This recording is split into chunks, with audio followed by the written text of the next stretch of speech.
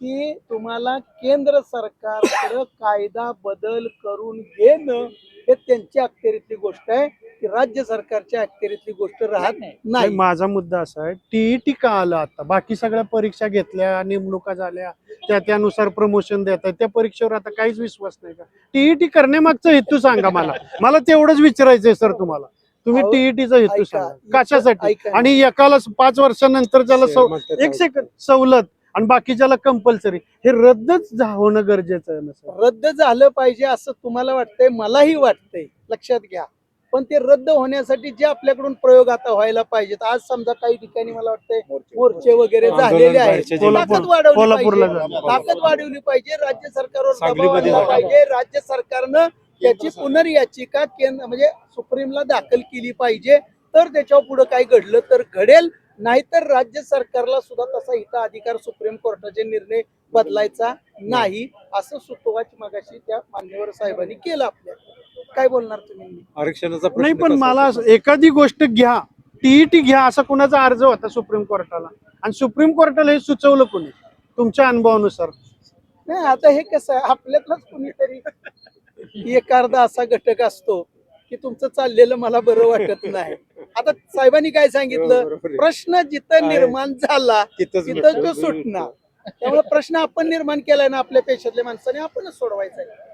त्यामुळे आपल्यातल्या ज्या शिक्षकांनी, ज्या मान्यवरांनी दाखल केलं, शिक्षक बंधूंनी, त्यांनीच तो सोडवलं पाहिजे. म्हणजे इथं सुद्धा मग सांगितलं की नाही दाभाडे साहेब त्यांनी, की तुम्ही तुमची माघार घ्या, तेवढ्या लोकांनी विषय प्रश्न सुटला. दाभाडे सर, टीईटी हा प्रश्न एवढा गंभीर झाला, लोकांच्या म्हणजे काय म्हणूया की त्यांना मानसिक ताणतणाव वाढले ना. मुळात पहिला प्रश्न असा आहे की परीक्षा द्यायची कुणी?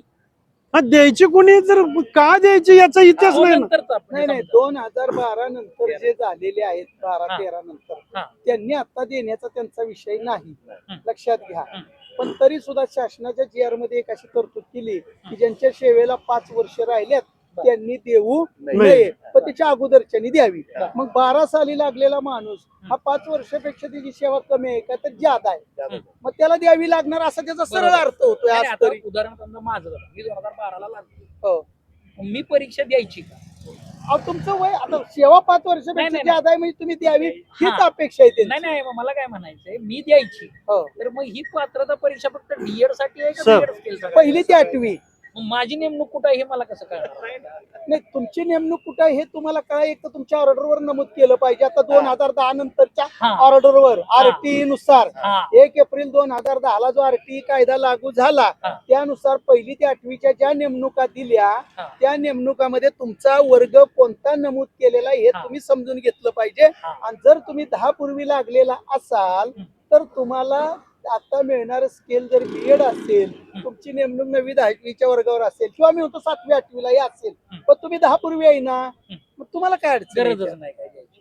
हा सगळा भाग लक्षात घेतला पाहिजे. कुठली ही अडचण जी आहे ना सर, ही जी अडचण आहे ना, या अडचणीसाठी सर्वसाधारणपणे 5 वर्षापूर्वी आम्ही असं मांडलं होतं की इयत्ता 5वीला शिकवणाऱ्या लोकांची सेवा ज्येष्ठता यादी स्वतंत्र करा, की ज्याच्या ऑर्डरवर इयत्ता 5वीचा वर्ग नमूद केलाय ती बाजूला काढा, 6 ते 8चे वर्ग नमूद केले ते बाजूला काढा, 9-10चे वर्ग नमूद केले ते बाजूला काढा. आता हे झालं तुमच्या 12 नंतर 10 सालानंतर. पण 10 सालाच्या पूर्वी ज्यांच्या नेमणुका आहेत त्यांच्या सुद्धा काही लोकांच्या ऑर्डरवर आपली नेमणूक इयत्ता 5वी 6वी 7वी साठी करण्यात आलेली आहे. असं काहींच्या जुन्या ऑर्डरवरती नोंदी आहेत.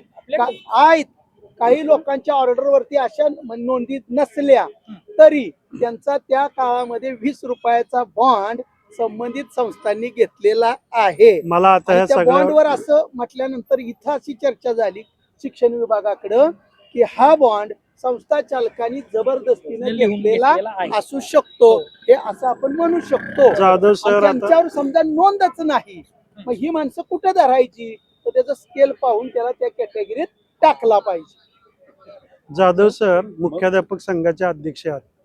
टीईटी वरती आपल्याला आता राज्यभर जोरात आंदोलन करावं लागेल आणि तो निर्णय आपण घेतलेला आहे, हेही तुम्हाला सांगतो. का तर कोल्हापूर मधनं झालंय तर आता साताऱ्यातून राज्यातच आपल्याला मोठा टीईटी विषयी वादळ उठवावं लागेल. आणि टीईटीचा जो निर्णय आहे तो सुप्रीम कोर्टाला रद्द करण्यापर्यंत आपल्याला ताकद वापरावी लागेल.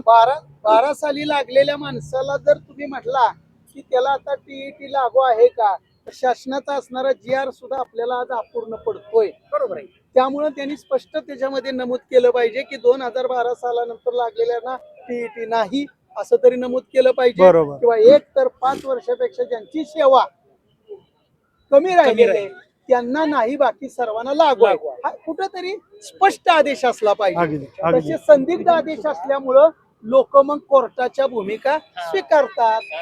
सरळ अर्थ आहे त्याचा. नाहीतर एखाद्या गावची प्रश्न समस्या सुटली नसेल तर मतदानावर बहिष्कार टाकतात. तसं शिक्षक आमदाराच्या इलेक्शनवर दबडे सर. बहिष्कार टाकतात. दबडे सर काय ते दबडे सर आता आपल्याला मुख्याध्यापक संघाच्या अध्यक्षाकडनं ठणकून आपल्याला माहिती मिळालेली आहे. आपल्याला टीईटी विषयी जोरदार आंदोलन करायचं आहे. तयारीला लागा.